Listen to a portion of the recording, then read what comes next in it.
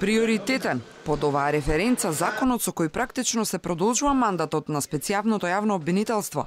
Наредната недела ќе биде ставена собраниска седница. Ова информација уследи неколку часа откако шефот на државата Иванов го потпиша законот за амнестија. Следната недела е вакуум простор кога собранието не ги третира крупните прашања, па сместени се на дневен ред ово и уште некои други важни, така наречени реформски закони, за кои денеска разговарале пратениците од телото за помирување. А специјалното јавно обвинителство, да. Да, денеска повторно ќе го разгледуваме, се надеваме дека и тој закон ќе успееме да го ставим, бидејќи се има предлози. Кои предлози беа на масата? Добро, има варијанта да биде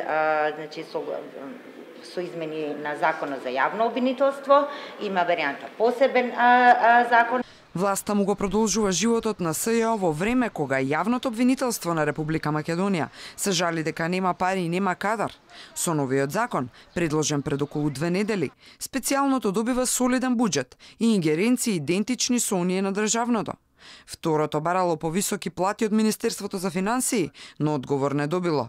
Кога законот за СЈО ќе помине, ќе има ингеренции да истражува и гони кривични дела извршени од претседателот на Македонија, поставените амбасадори и други представници во странство и именувани лица од претседателот, функционери во и од собранието и владата, но и во истраги во судовите, јавното обвинителство, судскиот совет, советот на јавните обвинители и избраните градоначалници на единици на локалната самоуправа.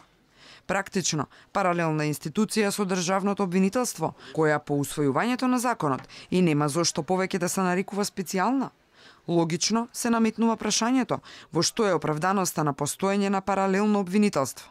За дел од правниците ова е класичен упад во постојниот правен систем на Македонија, во време кога државата треба да се бори за владење на правото, ако сака Европската унија да ја отвори вратата. Инаку телото за помирување ќе пегла детали заедно со владата за уште 19 други закони од групата реформски, за кои е потребно двотретинско мнозинство, односно и опозицијата.